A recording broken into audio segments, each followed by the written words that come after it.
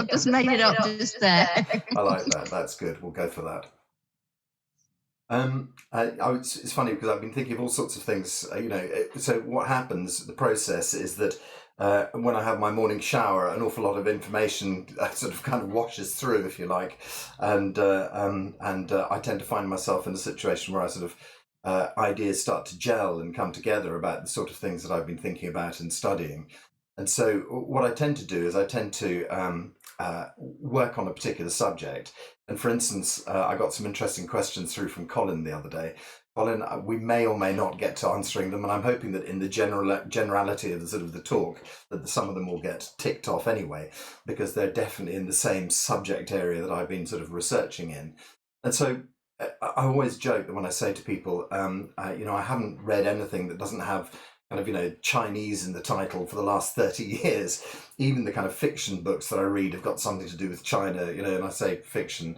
I've just sort of read a book about Genghis Khan. Okay, so he took over the whole of China, and it wasn't exactly Chinese research, but it's Chinese culture, I suppose. So, I find myself constantly reading about Chinese culture. And I like to think that if I'm keeping the sort of the information flow going, that new ideas are coming up for me, and then somehow those new ideas all find a way to percolate back into what happens here on a Wednesday, or generally what I'm sort of talking about.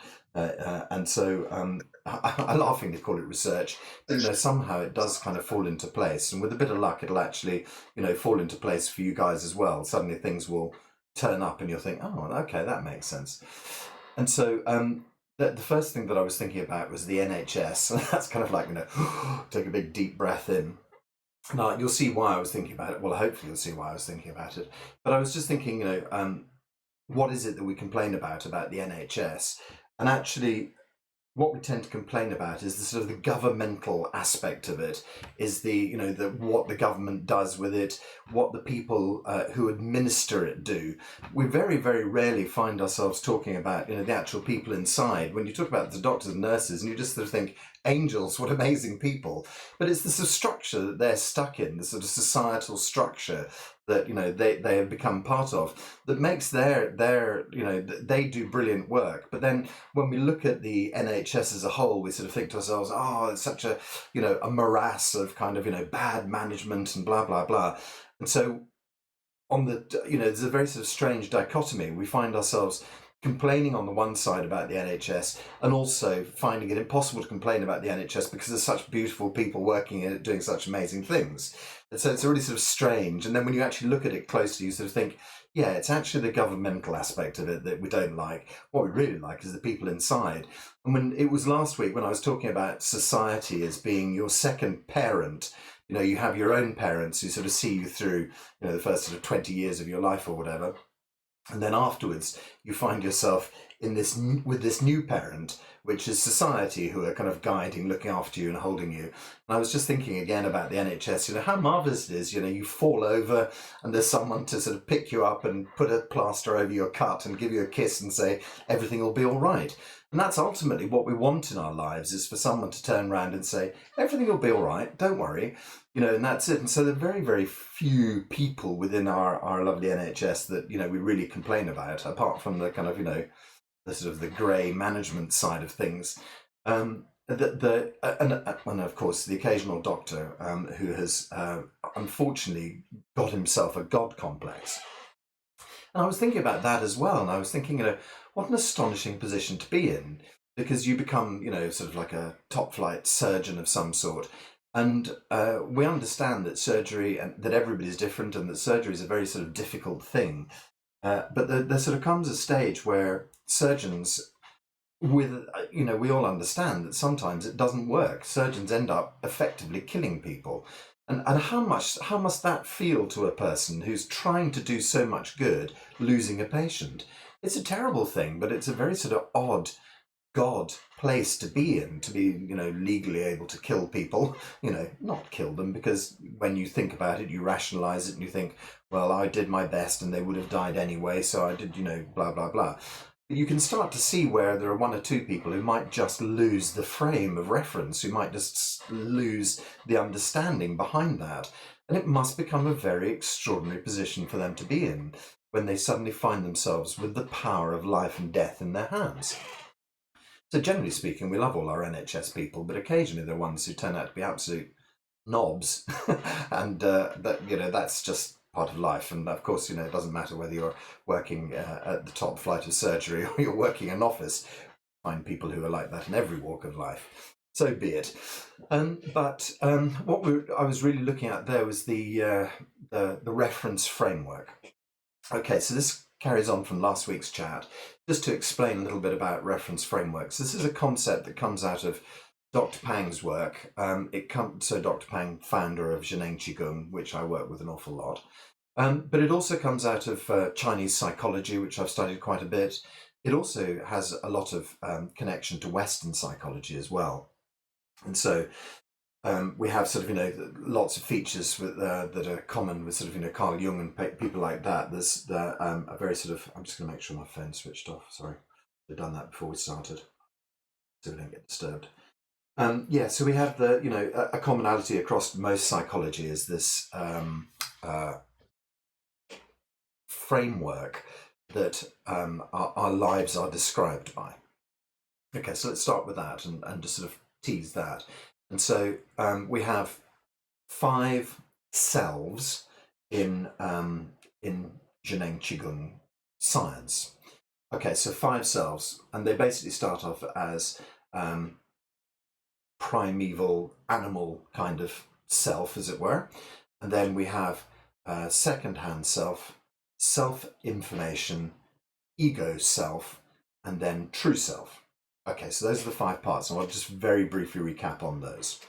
So animal self, we get, that's the idea of beings that that are able to assess the outside world, but are not able to process the outside world. And so this is the same state we're in when we're children. We're able to take in things, we're able to, sort of see things, but we're not able to move to the second stage, which is to actually, what's the right word I'm looking for? Not rationalize. It's take the actual patterns of what we're seeing and give them meaning. And so that is where we move into our kind of adult self, where we're actually able to look around us and then give the things that we see meaning for us. And so we move up the kind of ladder from, kind of almost like animals into sort of young children, and they have the same kind of level of understanding of the outside world. And then we move on to effectively what we would call consciousness. So we're now able to look at things and give them meaning. Okay, so then as our consciousness, okay, so I'm going to introduce this term early on, and it's Yuan Ti. Okay, so I'm going to type it into the little box, into the chat box here, or I can't type it in Chinese. I shall type the pinyin for you. You'll be thrilled to hear. So my friend's in the way. Yuan Ti. So Yuan Ti. 3 separate characters in Chinese writing, as it were. And essentially, Yuan Ti describes our consciousness. So we're going to go and look at Yuan Ti in much more detail today. But what we're doing is just doing a little bit of groundwork. And then the meditation that we get onto, Ming Jue meditation and some right angle breathing, is about expanding that consciousness, about getting to know that consciousness better, those kind of ideas. Okay, so the next layer is our consciousness going out into the universe, detecting something, bringing that information back into us, and us creating meaning for it. So the first set of meaning that we're given is second-hand self. And those meanings tend to be given to us by our parents. So they go along the lines of, big boys don't cry, you're a white male, that's a black female, whatever it might be. You're a Catholic, they're a Protestant, all of these sort of things. You're British, they're, German, whatever the story might be. We've been given all this information as we go along. And those are not necessarily our ideas. Those are societal ideas. and parental ideas. And so the second-hand self is doused in all of this information, which we don't necessarily choose. And so on this talk, I've mentioned many times about that tricky period that runs from 0 to about 7 years old, where you're not able to really filter the information that you're given. You don't have any rationale behind, if someone says, you're white and that person's black, we don't like black people, then you're not able to say that's wrong. You don't have a judgment system in place, so you can't say no, I don't believe that. And so you just take on that information because that's kind of what your parents have given you, or what your school has given you, what your nationality has given you, what your religion has given you. So those are the primary places that we gather this information from: parents, school, nationality, religion, society, effectively, as we know it. So we soak up that information, and that goes in at a very sort of deep subconscious level, and lives with us for most of our lives unless we choose to do something about it. So that information penetrates deep and starts to become the triggers that that activate us through our lives. Okay, so we have this idea that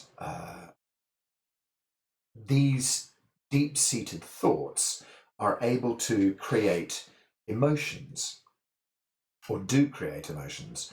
Essentially, the deep thought triggers a chemical cascade, and the chemical cascade then turns up as an emotion. And so, okay, I'll leave that thought. So that's the process behind that. We'll go into that in a little bit. Excuse me for a moment while I'm just digging out my notes here. I have got some research work that I've been doing around the subject of Yuan Ti, so I just want to make sure I have it available.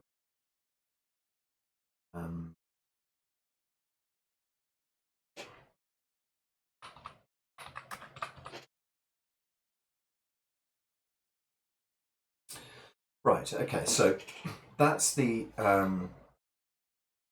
second-hand information that you are given effectively by your parents. Okay, so and structures that we've discussed. So the next layer of that is tends to start to build from about the ages of 7 onwards, I believe, and that's where we're picking up what we call self-image. You find that you're naturally good at sports, and someone says, oh, you're a very good sports person, and then you think to yourself, oh, that's interesting, I'm a sports person. And so you tick that little kind of box in yourself and think, oh, there we go, so now I'm a sports person. I didn't know about that, but apparently I am. Oh, you're so good at cricket. Well, apparently I'm a great cricketer now. You're good at rugby. Oh, I'm a great all-rounder. And then suddenly you start to dig through these ideas, or these ideas start to meld themselves to each other. And essentially, they become you as well. They're stories that you tell yourself about yourself, as it were. They're stories that you pick up along the way. And I think that obviously relationship has a lot to do with this as well, because at some stage, early on, we start to interrelate between the sexes, and we start to find ourselves, viewing ourselves in terms of others, as far as our kind of relationship statuses are concerned. And what do I mean by that? Clearly, I mean that someone says, you're a great lover, you're a terrible lover, you're a terrible person, you're a, best person in the whole world, and all this information that you start to take on. And that's, part of it, the actual division between second-hand self and self-image is very, very fine. Does it fall into this category? Does it fall into that category? And actually, we start to find that the division between second-hand self and ego is also almost indivisible as well. So these are just kind of little pigeonholes, but they don't really exist in any particularly incredibly powerful way. They're just kind of concepts that we're working with. They give us a general idea of where we stand. Okay, so then we have the third sector, ego. And so ego the idea of ego is kind of evolving for me. And I think it's evolving for our teachers. I mean, I think the more that we talk about ego as a school, the more we start to understand it. And it was John who very recently, John, my teaching partner, who very recently said, I think ego is just willpower. And so I wanted to refine that, and I sort of thought I like that because willpower, yes, but perhaps what we're talking about when we talk about ego, i.e., things we don't, we tend to use ego as a negative term in the West. Although, scientifically speaking, or it's not actually a negative term at all. It's just a term for an aspect. And what we're looking at is the ego out of control. That's not a thing that we like, and so therefore it would be badly expressed willpower would define ego perfectly. So I get exactly where John is coming from there. It just takes a little refinement. I don't think all willpower is ego, but I also don't think that all ego is willpower, if you see what I mean. It's about the way that it is expressed. So we have this ego. What is it all about? And teacher Lou always says that ego is a kind of protection system. When you have ideas that have been deeply ingrained into your system, then ego is there to protect those ideas. You have created this belief system that you are deeply Catholic, and someone comes along and says to you, well, actually, I think, Buddhism is better because, although it would be odd for a Buddhist to be quite so, but you get the idea. And then what happens there is that, what immediately happens is your ego jumps to the front and says, hold on a minute, I'm going to protect everything I believe in. So the ego becomes this kind of castellated wall that you throw up in front with soldiers standing on the top and cannons peering over, that's going to sort of, blow away anybody else who tries to assault your position. Gosh, the whole sort of idea of castles work really well when it works with ego, doesn't it? It's exactly that. It's like an assault on your position, and you defending your position, deeply, as it were. And so what we're doing there is ego is essentially a tool. And what we're always told about ego is that we often hear, and unfortunately it does seem to be a sort of a Buddhist conceit, the idea that, the death of the ego, killing the ego, and all of these things. But as my teachers always sort of say, actually it's impossible to navigate this particular existence without ego. You just need to have ego in the right amount. You just have to have ego correctly sized. You just have to have ego that doesn't, that isn't underwritten by massive emotional, waves, as it were. Then you use ego as a tool to navigate your daily life. So the example is always of the doctor, and the question is, can the doctor then put down doctor persona at the end of the day and just become dad, as opposed to being doctor all the time and no longer, knowing that there's a tool that can be put down, that the tool has become so deeply melded to the human that it's no longer possible for the human to realize, that there was a sort of true self behind all of this, that actually, they are just now doctor only and nothing else. And so we have to understand that ego is a fantastic tool that's just placed in a box. You put it on when you need to navigate a piece of life, take it off and become ego-less when you're just in your normal kind of, resting family situation, as it were, or a friendly situation. And so ego downsized is a great thing. Okay, so and then the final part of the five, the sort of, the five different lives. So just as a recap: nature self, second-hand self, self-information, ego self, and then at the top, there's a judgment already, true self. And what is true self? So, and how does Yuan Ti relate to true self? Well, it's one of the greatest kind of mysteries in Zhineng Qigong, and the first kind of layer of obfuscation around Yuan Ti is the fact that it's had to be translated from Chinese into English, which has already taken, a set of pictures that exist in Chinese people's heads and tried to put it into words that exist in English people's heads. So you've already lost a massive amount of kind of conceptual information there, and then tried to kind of rebuild it through a different system of understanding. So that in itself is a crazy starting point. How would I describe Yuan Ti for a kind of Yuan Ti for a shorthand? Well, okay, let's set that aside for a moment and let's look at yin and yang. Yin and yang, when they describe to you a yin and yang and you start going into the functions of it, we know it as being sort of black and white, male and female, up and down, back and front, the two sides of every coin. Then you start to realize that when you start looking at sort of, acupuncture and Chinese medicine and things like that, that you have yin as being the solidity of an organ and yang as being the function of the same organ. You think, wow, hang on a minute, now we're getting a bit complex. So yin is actually the sort of, the meat of it, but yang is what it does. But it's still the same organ and it's still the same sort of thing. And so we start to get into this sort of slightly dodgy ground where there's lots of lovely sayings that we have, which is such as kung kung dan da, huang huang hu hu. And essentially what that means is empty but not empty, or empty yet not empty. You sort of start thinking, oh dear, hang on a minute, you've lost me there. So this is the sort of the impermanence of things. And that's, when we start to sort of see that throughout Chinese thinking, we like things to be very permanent. We like science to sort of say, this is, and stick a pin in it, and then we think, oh, thank God for that, now I know what it is. And we suddenly find ourselves a bit upset when that people sort of say, it is, but it isn't. You think, okay, where am I left with that information? And of course, the more you dig into quantum science, the more you realize that that actually is the truth of things.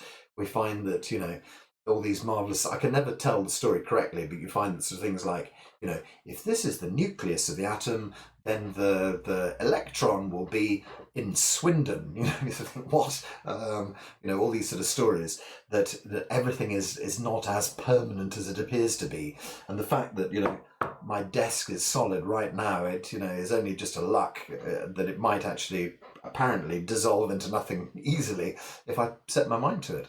And so, you suddenly start to wonder why you haven't fallen through the floor and things like that. Believe you me, I'm sure it's all possible if you try your hardest.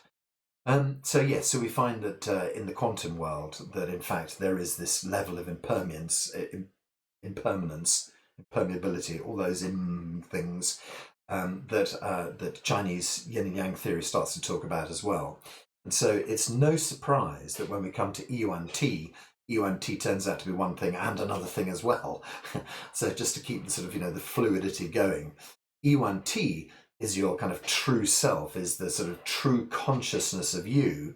But Yuan Ti, the word, also describes the container that holds your consciousness. All right, so it's both container and function. Okay, let's just go along with that. And so from a shorthand and from a very basic understanding that I have of it, my feeling is that it's this idea that we have sort of Western spirituality, the idea that inside each person there's a sliver of God, that God's, a chink of light inside each one of us that is God, that, we are connected to the universal God, perhaps. And so I think this is what we're hacking away at when we start to talk about Yuan Ti. So it appears that Yuan Ti is your piece of the conscious whole. And I can't see, when we see everything in the terms of holism, when we see everything in the terms of holistic, then it's impossible to divide consciousness, your bit of consciousness from the universe's consciousness. It is just you and you are just it. And so, this is this beautiful idea that everybody's God. Congratulations, you finally found out that you're God, and so am I. It's wonderful.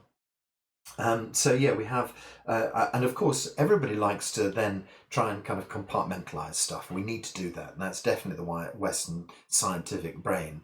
Whereas the Chinese are very, very happy just to allow everything to be and not be. We don't like that, and so we start asking questions about, well, where is it? Where is this container? And I think that the answer to that is probably the pineal gland, if you want to have an absolute, But I don't think it's only the pineal gland.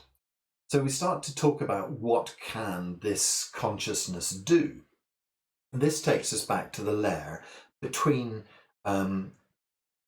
animal mind, if you like, which they call natural mind, and that's the sort of childlike state, and the adult side.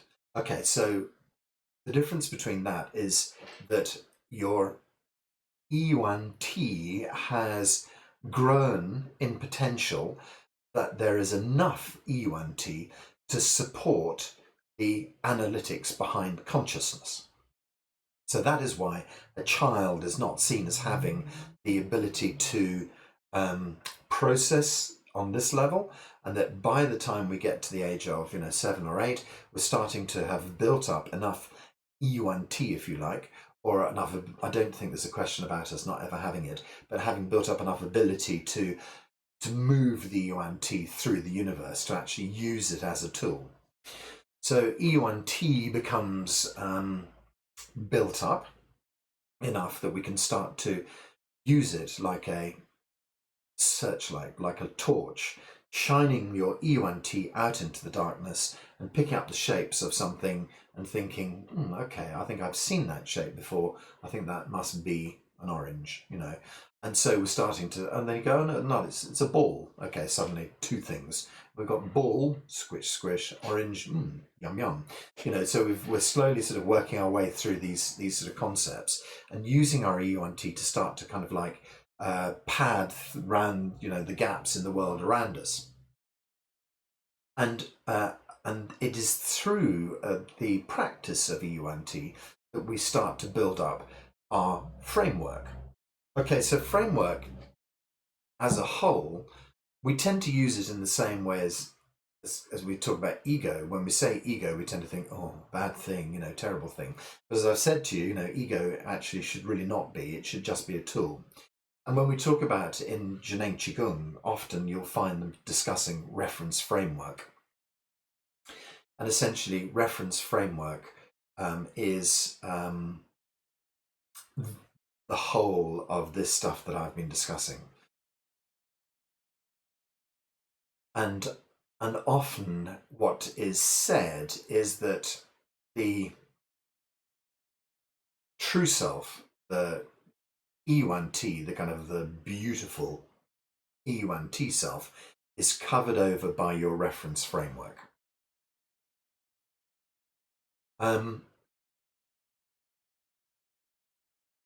And so in that way, reference framework sort of gets a slightly bad rap because it feels like reference framework has got in the way of true self. But that is just the nature of being a human being. Essentially, that they often say true self is covered over by reference framework. So what's required here is for us to start to look at reference framework, and as we've gone through our lives, I like the model of the 4 stages of our lives, and effectively it's the 4 score story, and often you hear sort of 3 score and 10 in the Bible, I think it is, but he had lived to be 4 score years, which is 80, so a score is 20, and it gives you 4 sections of life.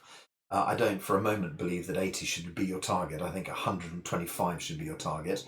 And if we look at the longevity of ants, and we look at the longevity of elephants and of the long neck giraffe, that's right, and then you extrapolate and you go through humans, you find that we should live to 125 years old. So I'm suggesting everybody make that as a target. And if you don't quite make it, then you can be surprised. But, I'm looking forward to celebrating my 125th birthday. I think it's a great idea. I have a lot to teach, as you may have gathered. And then I've got a lot of work to do after that to get rid of all this nonsense that I'm building up inside. So we have this kind of idea that it's a bad thing, that we're sort of covering over this beautiful true self with all this kind of garbage. But actually, it's required in order to work our way through the stages of our lives. And so the model of 4 stages of life is called warrior, scholar, teacher, sage. Warrior, for the first 20 years of your life, you're very outgoing. You're very kind of like, out there. Wah! You're doing all your fighting. You're doing your crazy times. Then you move into your second phase, 20 to 40, where you become scholar, where you really start to learn about life. And it's interesting that scholar doesn't start at 10, scholar actually starts at 20, and where we start to realize that you're learning the real lessons of life, not sort of the junk that's being put in your head at school. You're really learning how to live, and you're learning through your children and things like that. Between the ages of 40 to 60, you become teacher. And that's where you've learned an awful lot and you feel that it's now valuable for you to impart this information, sometimes at length. Oh dear, sorry people, but you feel it's time for you to sort of, send all the information back. It's good news for you, because if this works in a completely kind of like linear basis, I'll only be teaching for another couple of years before I should move into my sage sitting on top of a mountain cross-legged and stop talking. But anyway, let's hope that perhaps I can squeeze the teacher bit a little bit longer than that. Yeah, and then the idea is that sage moves on from 60 to 80, where you again move back inside and you draw the information back to yourself, and you sit on your mountaintop and you discover the universe. So I like the pattern, but what we're doing is we're building up the framework that's going to allow us to be this person. As I always say, most people, their developmental ages stop at about the ages of 12. They never really get past that. The people who are, only ever get as far as 12 are living in sort of, 50-year-old bodies and still shouting like 12-year-olds. And of course, the perfect example being Parliament. So what I was thinking of there was that anybody who's on this call has definitely got beyond the age of 12. So congratulations, you can pat yourself on the back at having developed beyond that age, because just being a seeker of any sort shows development beyond 12, rather than just saying, I know everything now, I've heard everything I want to hear, now I'm just going to regurgitate it again and again and again until I die. And so great, you've become a seeker, congratulations, well done for being here, pat yourself on the back for starters. So yeah, we have this idea of reference framework, not a bad thing, just a thing, just another thing. Ego, not a bad thing, just another thing. But essentially, what we're trying to do is work our way through the reference framework. Thanks, Zara. What we're trying to do is to work our way through the reference framework and start to turn the journey round. And so, you sort of see the journey more like a sort of a horseshoe or a spiral or something like that, going out from this start point and curling out in a huge loop and eventually slowly coming back towards your start point, which is, moving yourself back to being a much more pure version of yourself that's no longer triggered by the emotions. And so, forgive me now, because what I'm going to do is I'm going to go through some of Dr. Pang's notes, because I think it's much more important that we have, absolute clarity about this rather than just my interpretation of it. So everything you've heard so far today has been filtered through my reference framework. And so, Dr. Pang is the guy who put this theory together. I think it's important that we hear from him rather than you hear from me. And so some of it is relevant, some of it's rather dense, some of it's quite mind-blowing. But I've got, okay, let's see how much to get through. I found a little definition of Yuan Ti a while back, and I'll just review it. It says, Yuan Ti, Zhineng Qigong term for the source of our consciousness. Yuan Ti receives and understands information, reflecting on the universe within the limits of our reference framework we build up through our lives. It can also send information, including have the ability to affect objects and living creatures. Okay, let's just look at that for a moment. So you have your Yuan Ti inside. The process of understanding something is to effectively project your Yuan Ti to it, and then the reflection back is like sonar, if you like. You ping out and the information comes back to you, and then it's filtered by your reference framework, and that is the understanding of that object you have just assessed. That is how it works in the common mind. Okay, so let's just have a little look at some of these comments. One of the questions Dr. Pang was asked was around the actual structure of Yuan Ti, and he says basically it's a phrase from one of the teaching books, Yuan Ti is a form of Qi with simple structure. Okay, so he says there are three categories of human Qi.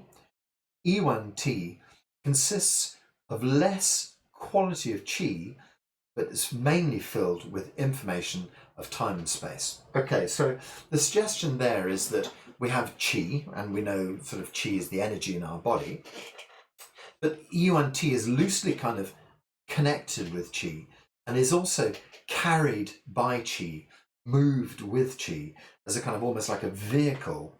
Qi is almost like a vehicle for our Yuan Ti.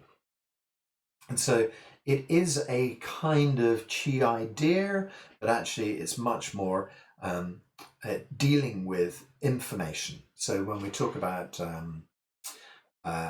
qi, space, and information, it's a very sort of common model in Zhineng Qigong. We have the qi, we have not qi, effectively, which is space, being and non-being. Then we have the information layer, and all information, consciousness of the universe exists and has existed and always will exist and never kind of breaks down. So sorry, I realise we've already taken a very deep step into a very, very deep pond. And the universe, the structure of the universe, blimey, how did we get here? The structure of the universe is effectively qi and information and space. So our Yuan Ti is constantly out there kind of feeling into this structure, listening to the information of the universe around us, and effectively bringing back that information to us. Okay, so goes in to give a little sort of structural information about what it's like, and I don't think that's particularly useless. And then one of the students sort of says to him, is it kind of like a build-up of numbers of Yuan Ti? And he basically says, no, there's just one Yuan Ti. It's formed when the qi of the central nervous system has reached a certain degree of concentration and quality. So we get this idea that in our CNS, in the central nervous system, that's where Yuan Ti resides. And so it's part of that sort of consciousness of us. And it says that, he says that when you've reached a certain degree of concentration and quality, so that's this sort of moving from children into adult stage, then it can start to reflect the objective world outside and can further process the images in the second reflection system. Okay, so the second reflection system no longer consists of just the images, but it now can work into an abstract of the images, give us a concept. So we call it Yuan Ti when the qi of the central nervous system can do that. When the qi, if the qi of the central nervous system could only reflect the outside world, but not process it, it's not known as Yuan Ti, it's known as Now Yuan Ti.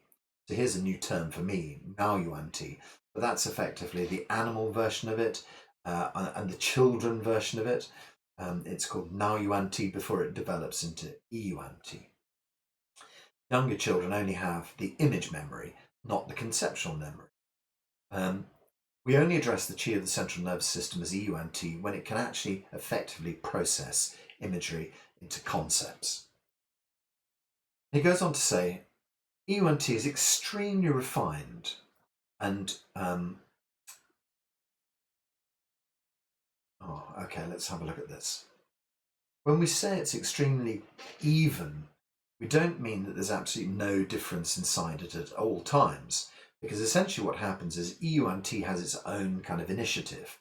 At the instance when it's formed, it develops the characteristics to reflect the outside world. So essentially, when you first arrive with your Yuan Ti, when it first forms, it's absolutely even and pure and kind of unaffected, if you like. But the more you use it to reflect the outside world, it no longer stays absolutely even and pure inside. It's like a mirror. Whatever it reflects will change the evenness of the picture in the mirror. Information that went inside earlier starts to form your reference framework. So that's the idea of Yuan Ti building the reference framework for you. It pings out to the outside world, then it draws back the information to you, and that starts to build up the kind of reference framework inside you. Okay, so let's see if we can get some more information out of this. Okay, so this is, I think, probably one of the most critical parts to it.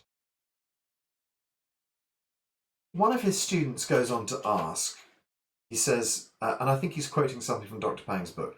He says, we say that Hunyuan Qi is large. Okay, sorry, again, I've just used a term there which we haven't used before. Hunyuan Qi, that's basically all of the energy of the entire universe.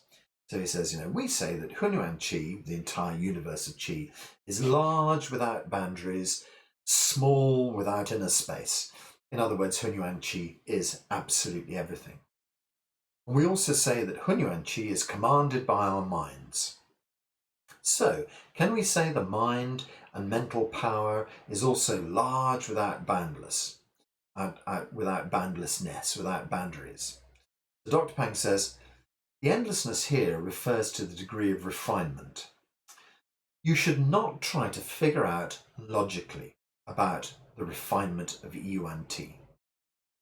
You have to perceive it through practice. Trying to apply common knowledge to think, to explain, and to deduce logically is bad for your Qigong practice. Doing this, you will not go very far. Okay, so hold that thought. At the moment, do not think about such problems. At this moment, when you think about it using your ordinary thinking, not holistic thinking, you're not able to figure out the holism of a substance. Common knowledge belongs to the ordinary capabilities of thinking. You can only apprehend certain facets of a substance. Extraordinary capability is holistic thinking. It's able to apprehend the holistic characteristics of a subject. Okay, so that's a huge mouthful. The one thing that I really take away from this, and I'm going to go into this very briefly now, about the extraordinary capabilities and the holistic thinking.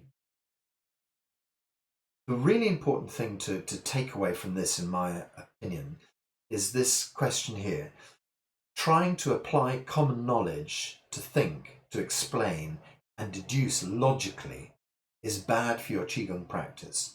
You will not go very far. So I think that's really key. So essentially, I'd just like to say that what I've been doing is bad for our practice. What we've been talking about here is bad for our practice. It's going to limit us. Okay, so let's just stop and have a little think about that for a moment. I think this is one of the important keys. So I'm going to dump my notes now. I think that's one of the important keys to our story, is that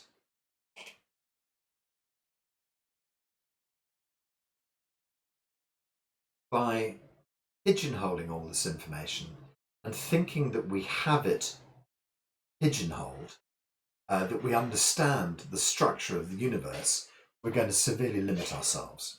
We're never going to really truly be able to get to it. So let's just have a look at digest the information and then put it to one side. So we have this idea that the universe is filled with this undifferentiated qi, that we have this ability, our consciousness, to interact with this undifferentiated qi and move it from non-being into being. That is how we create our universe. So we are these wonderful conscious beings, and when we put our minds to it, we are able to make things appear out of our universe. That is how everything around you exists. We live consciously. But what we've done is that we've created a very common story. There's a car engine outside my window. I can see a car. I know it's got an engine inside. The concept engine, we all kind of conceptually understand that. Engine made out of metal, we conceptually understand that.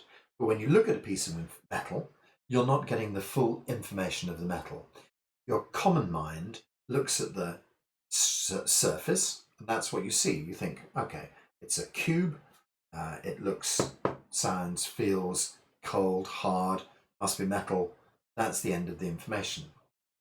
You can take an atomic microscope and look inside it and discover that inside it there are millions of atoms and molecules. Using your extraordinary capabilities, get back to that in a minute, stick a pin on that. It's possible for you to experience that metal in a different way.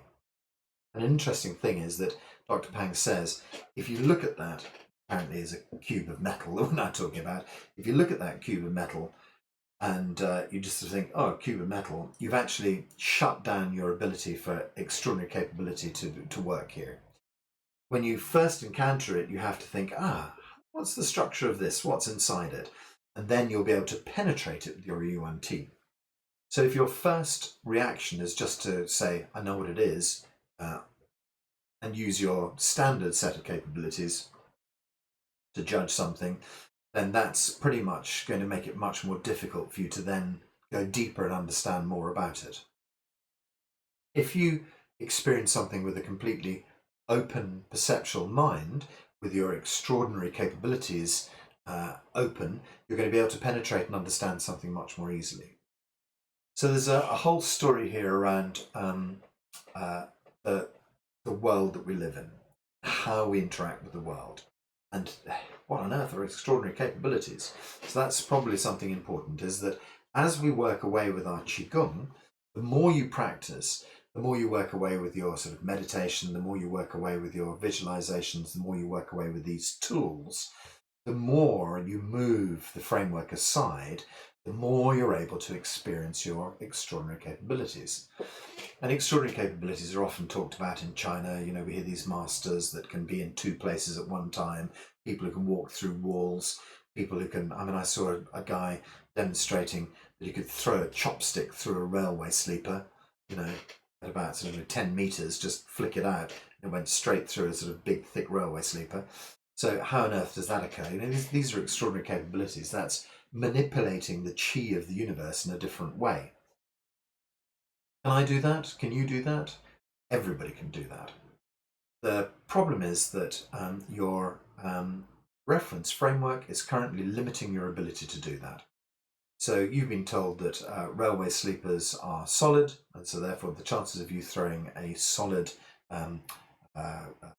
chopstick through it are probably 99.9%, impossible. However, as you then work with your Qigong, develop your special abilities, you will be able to manipulate space-time Qi in different ways. So there's no real, Dr. Pang says every single person is born with special capabilities, some special capability better than others. And so you might find that you're the person who can chuck, chopsticks through railway sleepers, but you have absolutely no ability to heal or to whatever, to jump 20 feet, whatever it might be. And then the next person might have the ability to jump 20 feet, but chuck a thing through a railway sleeper. No.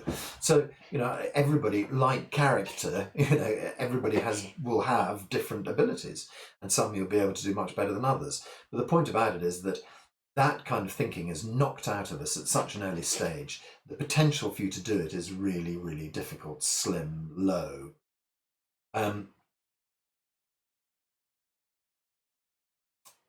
Sahara has asked about how does a Yuan Ti relate to Hunyuan Qi? Okay, so hopefully covering that idea as we go along. The idea is that Yuan Ti is kind of manipulates the Qi of the universe. And also moves with the Qi of the universe. Okay, so in the human body, that is, sorry. So essentially, it's the third part of the story, Qi, being, non-being, and Yuan Ti is able to change the state of the universe. So this is exactly what we're talking about, special, exceptional capabilities, EC. So our ability to develop EC is our ability to develop our Yuan Ti to such an extent that we can manipulate the Qi of the universe, but also that we can project our Yuan Ti into the world and understand it at a different level. So this is what Teacher Lu talks about new world thinking. So if you've ever seen, he draws a diagram where there's one circle and inside it there's a billion he puts thousands of dots and squiggles and shapes, and then he basically sort of says, he just rubs a little patch out and he sort of says, this is where you're working from. You're in this little dot here in the middle of this maelstrom of kind of nonsense. And he sort of said, from where you're sitting, you can sort of see a bit of things. You can move a little bit. You can make yourself a little bit of space. But it's all very crowded in there. And it's that sort of, how you're going to solve a problem using the same thinking that created the problem story. Because you're always in this old world state of thinking. So if we do our exercises, we do our Qigong, we do our Mingjue meditation, our right angled breathing, all these little tools that we use, we start to develop our exceptional capability. And that helps us to move from the old world way of thinking into the new world way of thinking. And the new world way of thinking, Lou draws another circle over here, which is completely empty, has nothing inside it at all. And he says, put yourself inside here. So if you're inside this little dot, inside this maelstrom of craziness, how are you ever going to get, penetrate through? You might be able to gently, easily, slightly, develop things. You might be able to kind of like understand a little bit of the surroundings, But he says, what you have to do is lift yourself out of that world entirely and place yourself in this world. And if you place yourself in this world, looking back at that world, you'll understand things much more easily. You'll get a far better grasp of how things work. And so in the old world, as a story unfolds in your old world, then it triggers deep emotion, or it triggers the reference framework at a deep level, and the information you have stored at the deep level then triggers an emotional thought, and then the emotional thought creates a chemical cascade. So it goes from being an electrical impulse, or electronic impulse as it were, to then being a chemical cascade which cascades through your body, and then we have feelings, and then we get upset. And so that piece of information had this radical effect upon you because of the reference framework you've built up over the years. Over here, that piece of information doesn't affect you because you no longer have a reference framework to cover you. You have moved into this state of being where you're no longer being operated by the old ways. And you can have a look at them and you can think to yourself, is that relevant to me anymore? Is that something that should trigger me? Why did it trigger me? What was that all about? Is that a bad thing or a good thing? You're able to put your own sort of judgment on it that's not clouded by negativity, not clouded by the old patterns. And in fact, it's much more about not having judgment at all in the new world way of thinking. It's about being non-judgmental. It's about seeing the bigger picture of the universe. It's about understanding. And so when you find that other people trigger you, when you find that someone says something hurtful and you bite, that is always their problem, not your problem. And it's very easy to be affected by it. So what happens is that they feel insecure, they feel deeply unhappy about something in their lives, so they express something, and very often something hurtful. And if it reflects on you, if it actually goes into some part of your structure and triggers it, then the whole electrochemical process goes through and you end up feeling emotions. So when someone does something to you, the question is, what inside you has it triggered? Because that's their shit, excuse the French. That is their problem. They whatever they're dealing with is their thing. It's not got anything to do with you at all. However, it has kicked off something inside of you. Something at a deep level.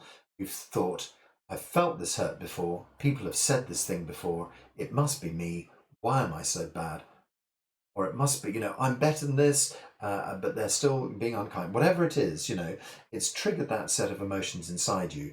So it's a pattern inside you that you need to find and dissolve effectively. Find and negate. So being in the heart of that maelstrom It's impossible, not impossible, but it's very, very difficult to navigate your way through those set of emotions. The best thing, the first starting point, is to realize that that person's stuff is their stuff. No matter what they say, yeah, keep that.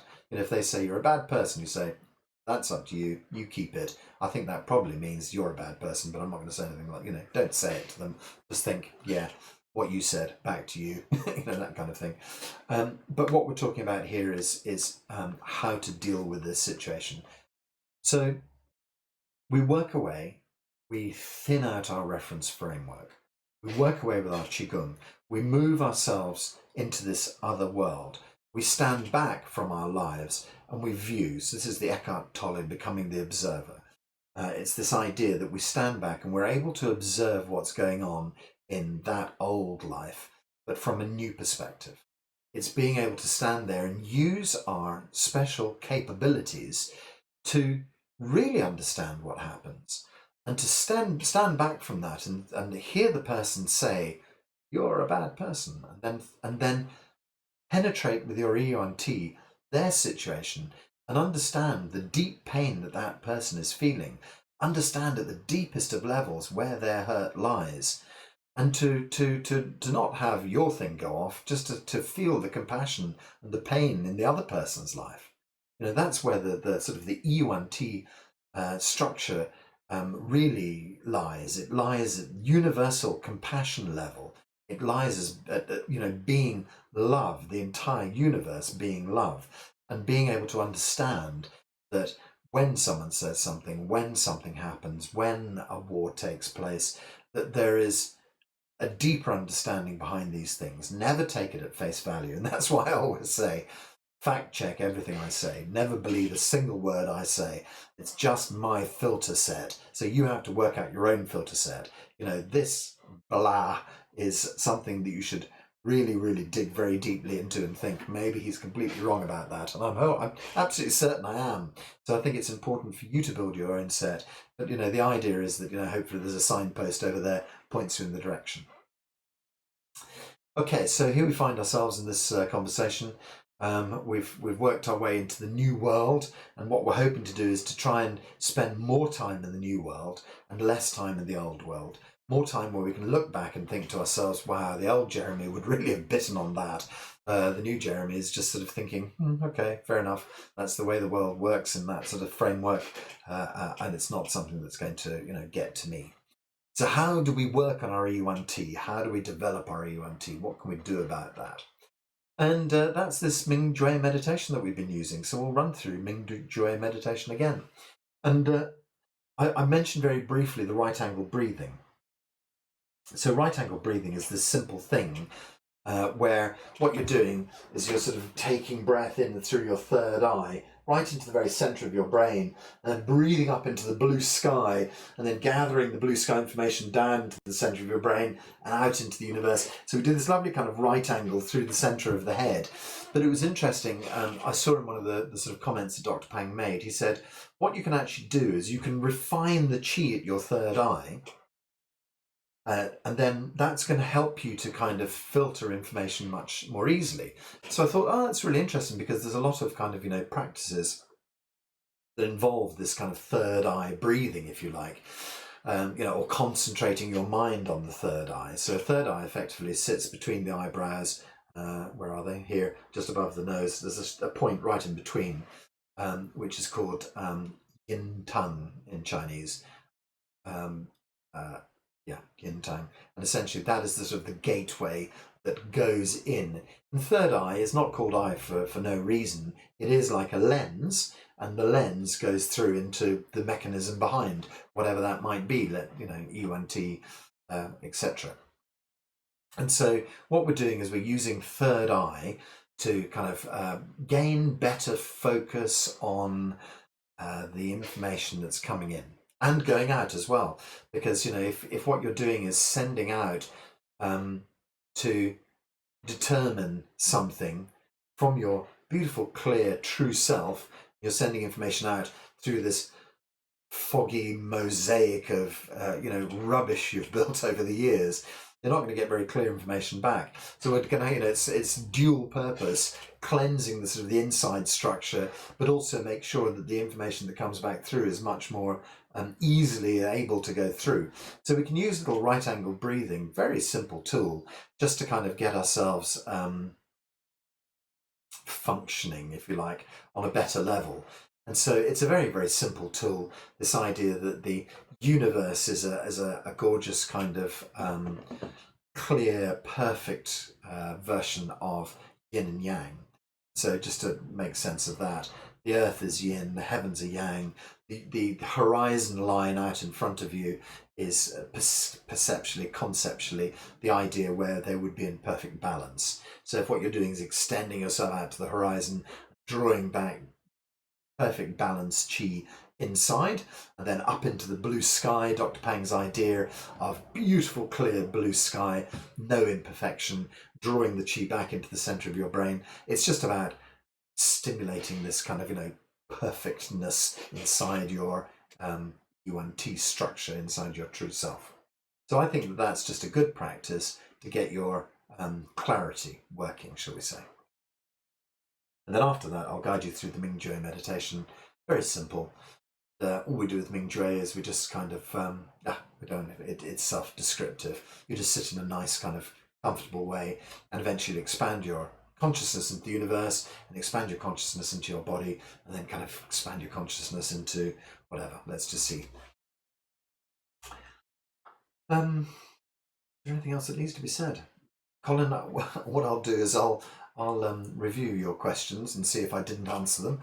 And I suspect it's that, it felt to me a bit of a kind of like a whiplash, a kind of like a, when I read that comment that basically said, if you keep thinking about this on a common mind basis, it's going to affect your practice. It's kind of like, whiplash. Okay, Dr. Pang, I get it. It's this idea that if you continue to try and analyze it, you're going to just lock yourself into an analytical kind of circle, something like that, where you never free yourself and actually see the top of the mountain. It's, climbing up there and getting to the plateau and thinking, wow, that's fantastic. Now I've made it. It's only sort of 10 years later when you actually manage to get the clouds to clear away, you find the true peak is actually up there. And so don't limit yourself by using your common mind thinking, would be what Dr. Pang would say. He'd say, now you have a concept, work harder at clarifying all of your question mind, your reference framework mind, break through that and move on to your extraordinary capabilities so that you don't have to ask Jeremy to answer the question. You have to, that you experience the truth of it yourself. Because as we've noticed, I'm not very good at doing it, and I'm just as foggy as everybody else. But I'd like, just to say, I appreciate your questions, and I think it's great.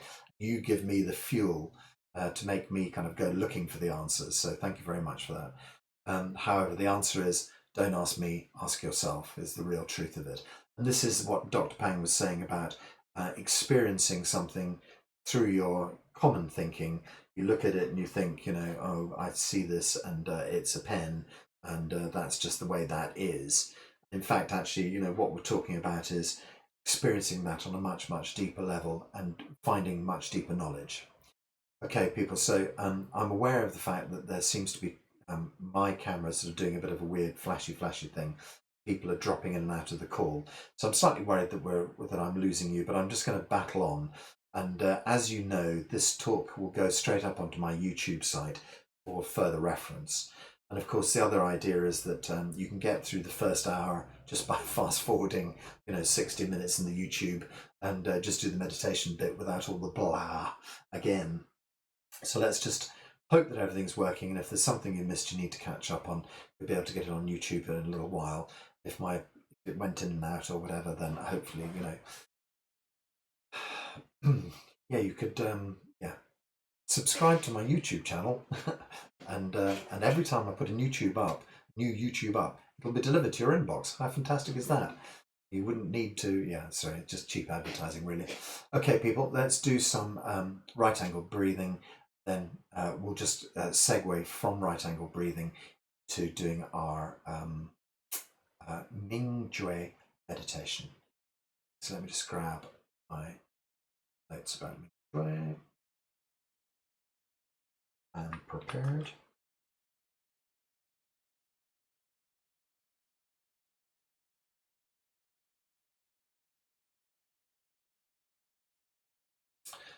Okay, so our first thing, usual story, just get yourself set into a nice, comfortable position.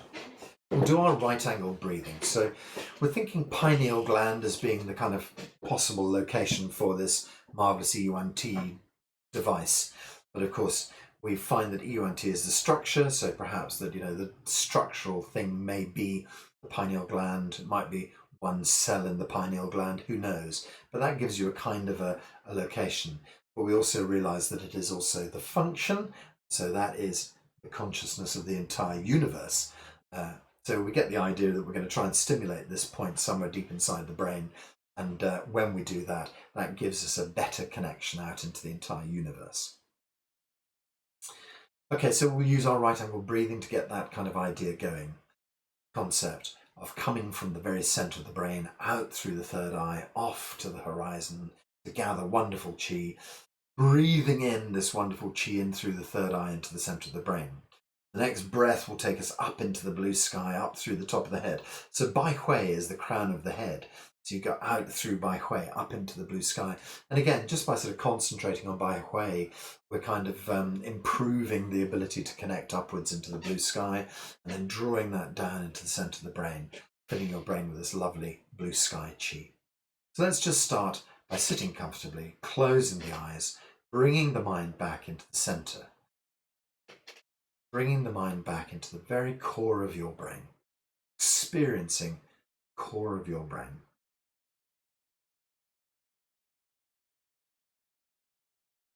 Gentle breathing. So I often start with 2 or 3 breaths in through the nose. I kind of imagine my nose, the kind of the way that the shape of the nose, not the shape, the kind of the angle of your nostrils are kind of aimed into the center of your brain almost. What I do is I kind of take a breath in through the nostrils and imagine it can kind of penetrate right into the center of my brain. So take a breath in and imagine breathing all the way up your nostrils right into the center of the brain. Just imagine that makes the center of the brain glow. Then you breathe out, you can just relax. Doesn't matter how, where you breathe out, just breathe out. Stimulate the center of your brain by breathing in directly through the nostrils right into the center.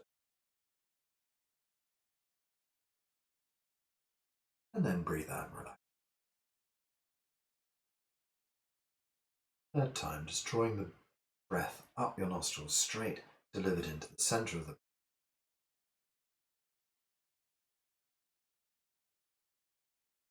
And just gentle breathe. Each time you breathe in, just imagine it's like fanning ember in fire. Gentle breath in makes the center of your brain. Gentle breath out. Just gently.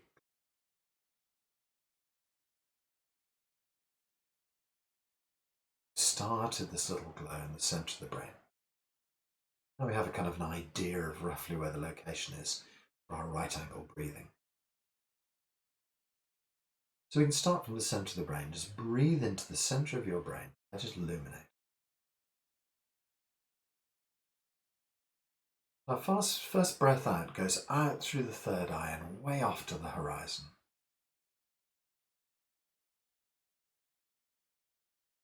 From the horizon, breathe in and draw this amazing chi back deep inside.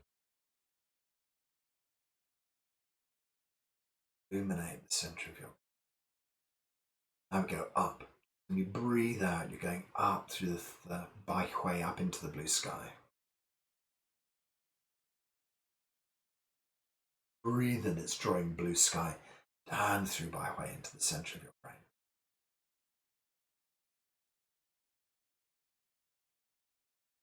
Exhale forwards and out into the horizon.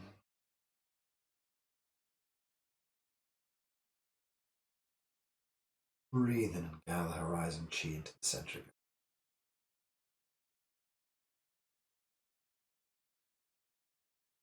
Exhale up into the blue sky.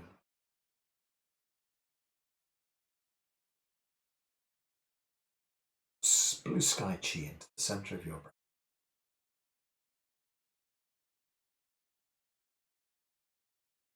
Exhale out, way off into the horizon. Inhale this perfect balance horizon chi through your third eye, center of the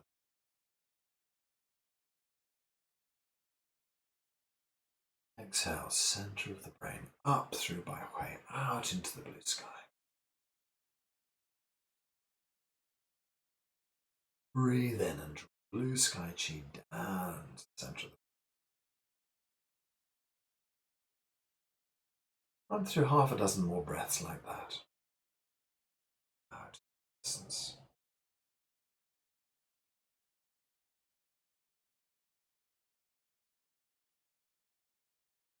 Out into the blue sky. Your own time.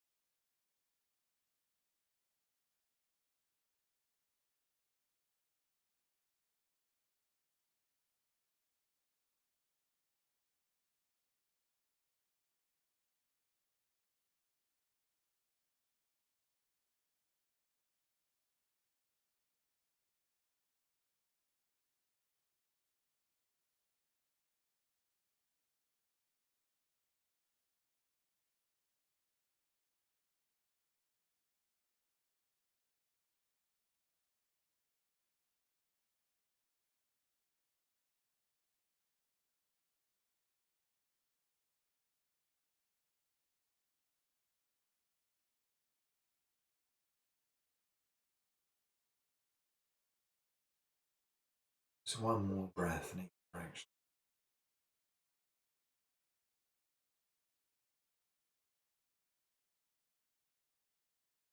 Finish your breath. Leave yourself gently breathing in the center of your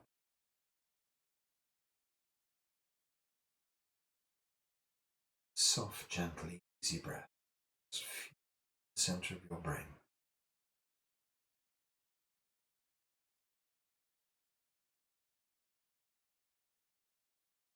Deep in the center of the brain is known as Shenji Palace. Further stimulated, just say, and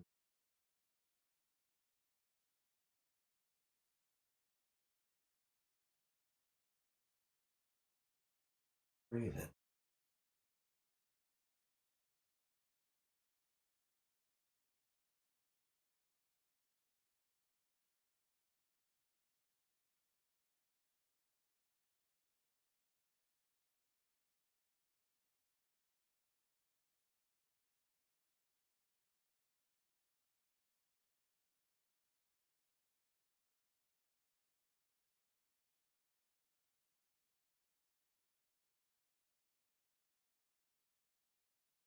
It's like calling the center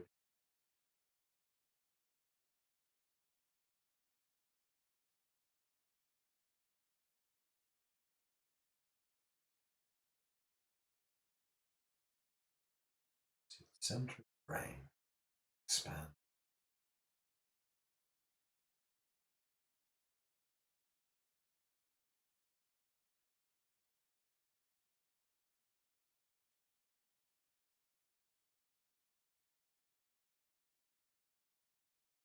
Experience the center.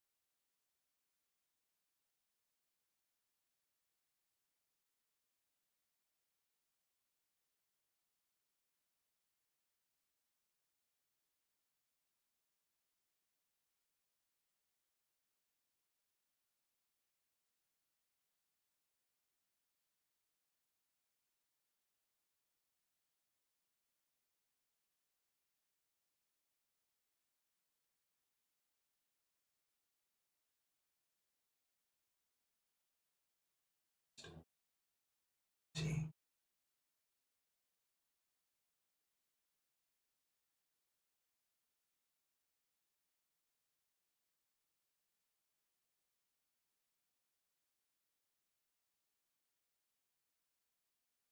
Observe the subtle side.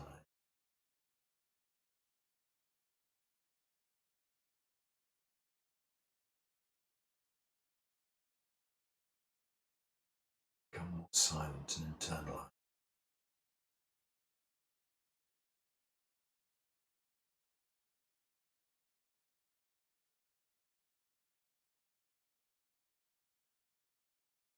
Just exist in the core of your.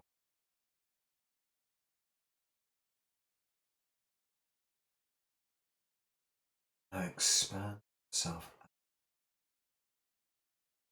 and out. Personal use. Out in. Merge yourself with. Feel this true universal chi. Now draw this universal chi back inside upper dantian. Fill your brain. This universal chi. Your ability to draw this chi inside. Your ability to experience the entire universe inside. Really understanding the holism now. The understanding truly are.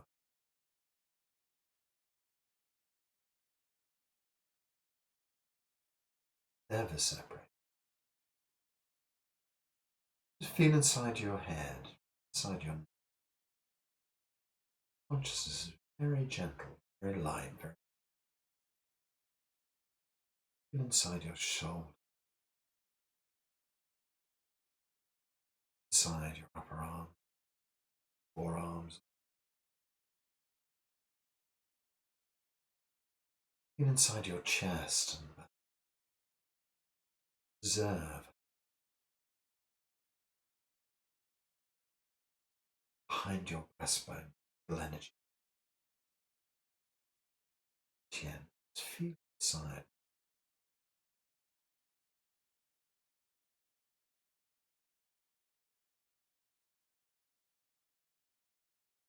Feel your spine.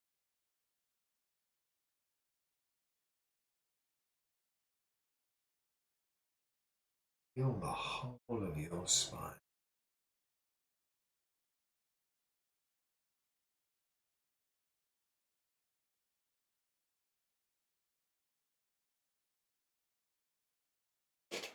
Belly, deep inside your belly, lower chin.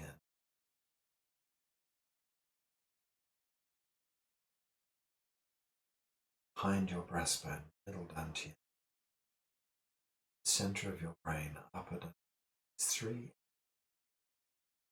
Just experience them. Consciousness experiences into the center of the.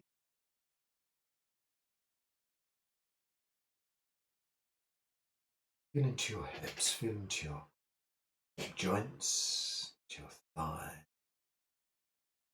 inside your knees, inside your arm, Achilles, heels, feet and toes. Feel the consciousness expanding inside your body.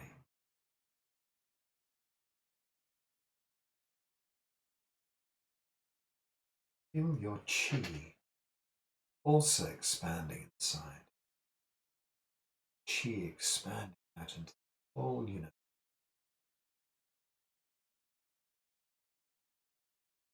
No longer tiny you, now becoming amazing, universal you.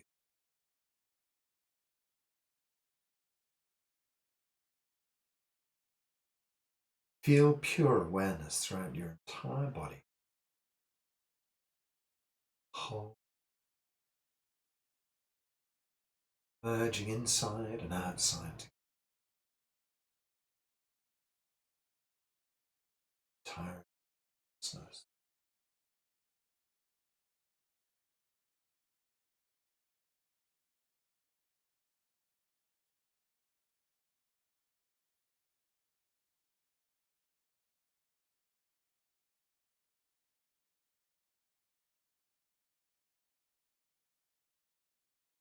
We're going to say shu. We say shu, it just allows the inner space to become finer. Merge the inner space and better with the breathe in.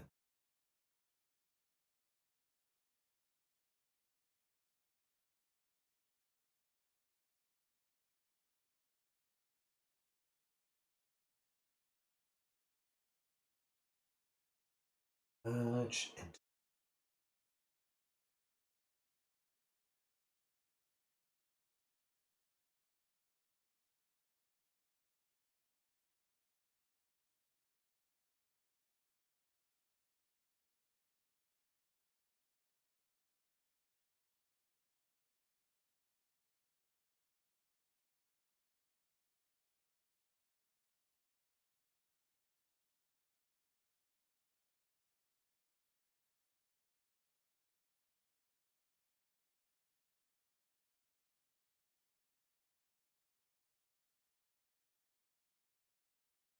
space chi becomes pure as the universe chi.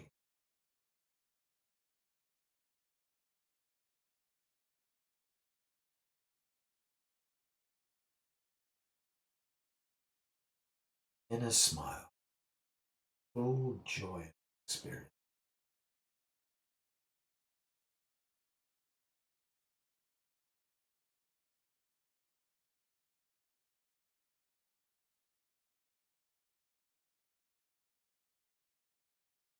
Say shu more deeply inside, quiet.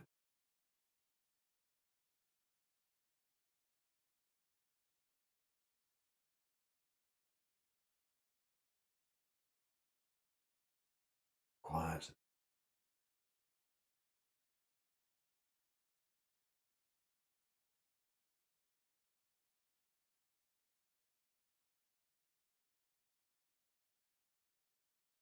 It's chi and pure.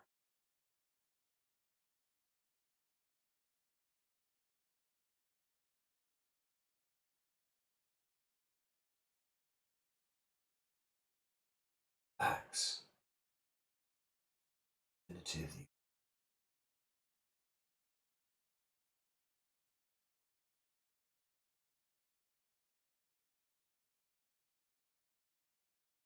see yourself as total consciousness.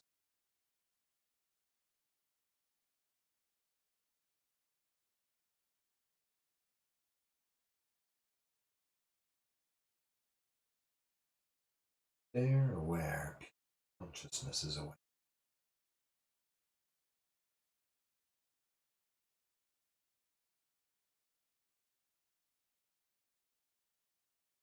Attach to nothing.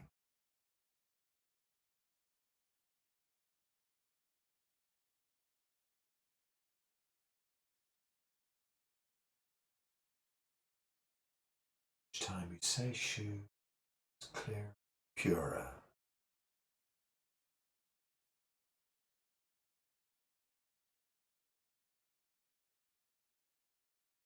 Consciousness begins to know itself.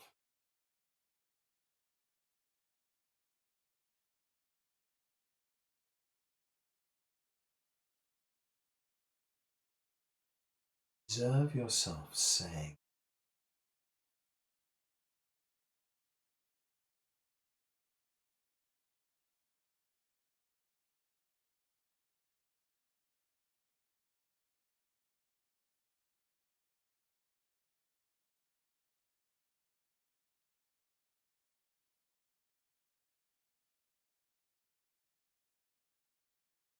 or you say shu, feel that you information.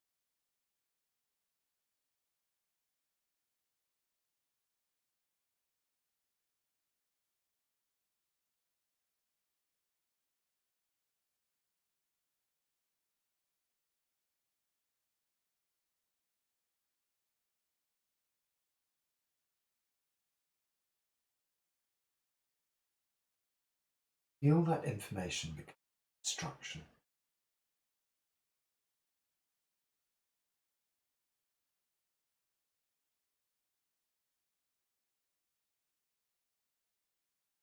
That instruction becomes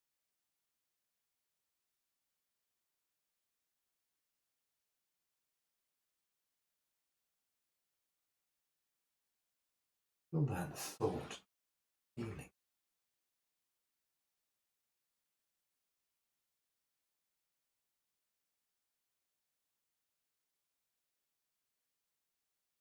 Of Shu, construction, then action.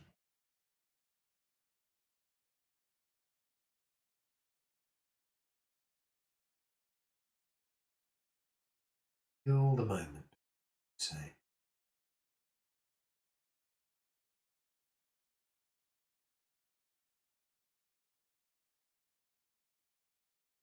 Feel the intention, say.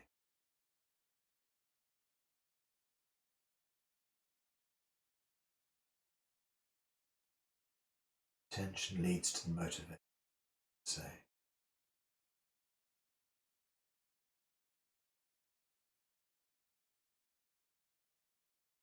Formation of Shu appears. It's like the pure movement.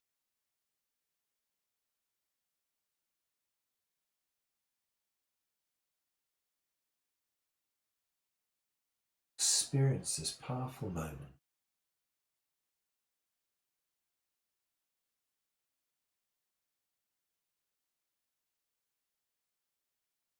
Experience this powerful moment. Use its power and become.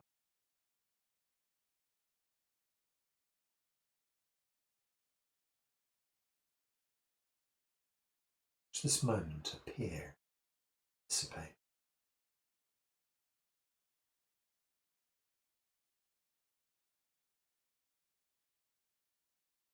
Practice it, repeat.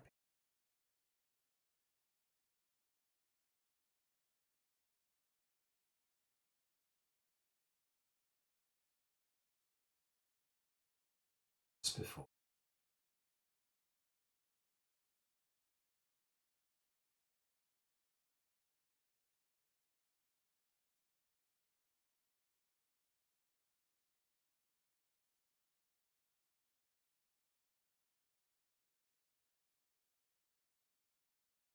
Time.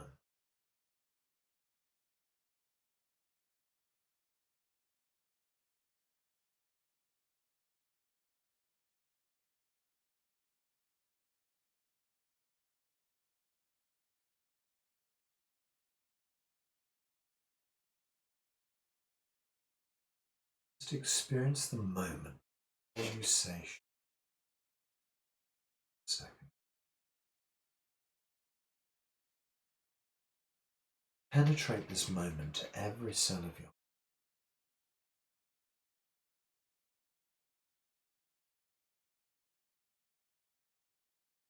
Hold this precious moment and deliver it to every cell of your. Pure consciousness filters into every cell of your.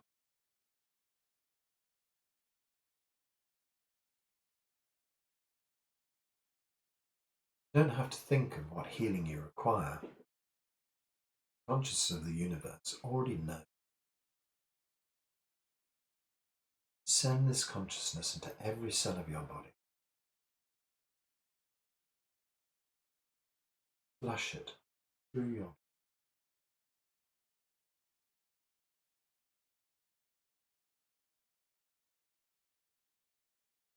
Pure consciousness in every cell of your.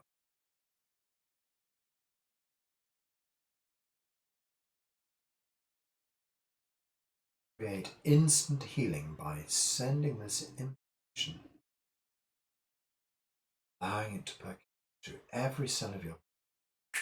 In a moment, things change.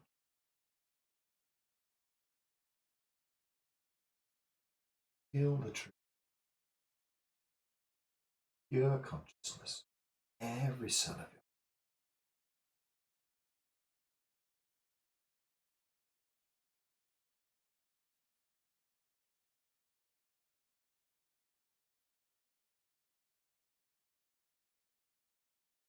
Say Shu.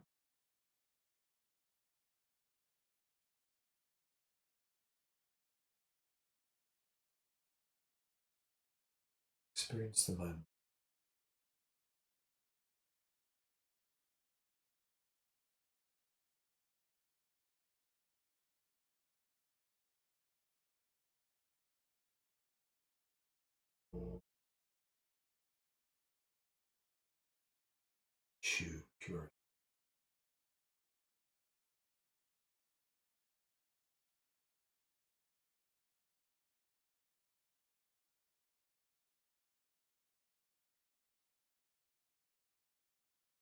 experience the moment. Say, hold this moment, project it out to whoever needs it. Don't ask how to send it, send it. Send your intention to them. They do with it what they need.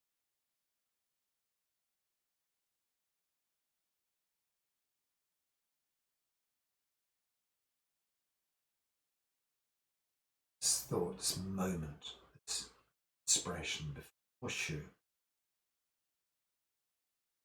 projected into their life, healthy information, projected into them.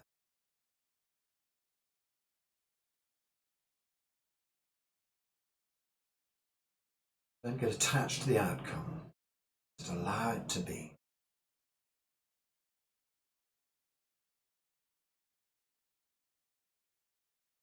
Consciousness is a very free state. No fixation. Don't care about the results. Just plant the seeds and the results will appear. Keep relaxed and very pure. Say Shu whenever you need to make the statement. Trains your stability and power. Sending this pure essence, universal love. This is real universal compassion. So you practice this for yourself. Universal compassion helps to heal others as well.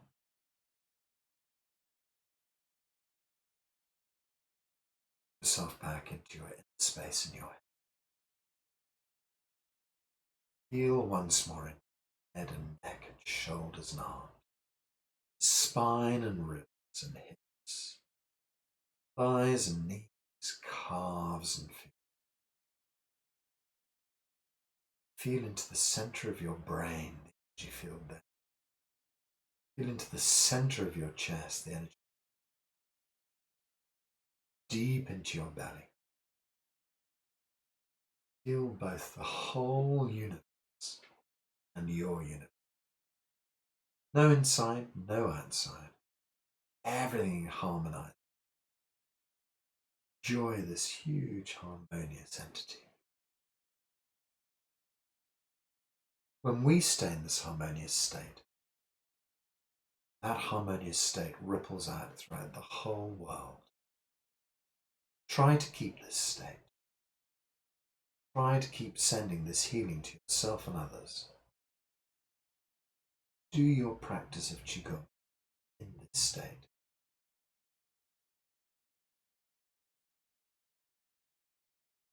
So we draw our practice slowly to a close. Feel your body. Start to experience the 3D reality of your body. Perhaps little movements just to release and relax. And then let's just draw our hands onto our bellies. So normally left hand on for guys, right hand on for ladies. Just hold your hands over the belly. We're just going to circle around 3 times. Make a little circle around the belly, anti-clockwise, but if you find yourself going the other way, it doesn't matter.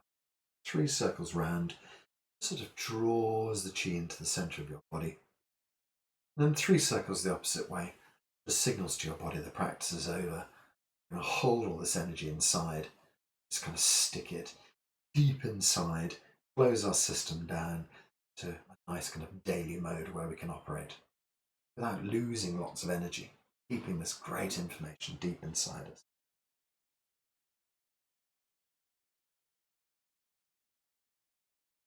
So relax our hands to the sides, move the body a little bit. When you're ready, you can open your eyes, you can stretch your body a nice long stretch. Put a smile on your face.